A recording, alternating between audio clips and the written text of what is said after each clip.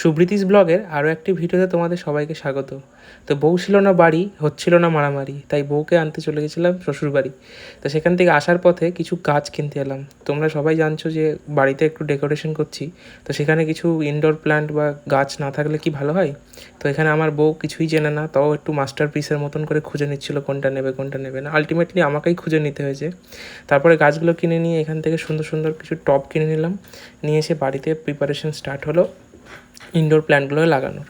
তো এখানে মাও হেল্প করে দিচ্ছিল, দুই মাই হেল্প করেছে বলতে গেলে।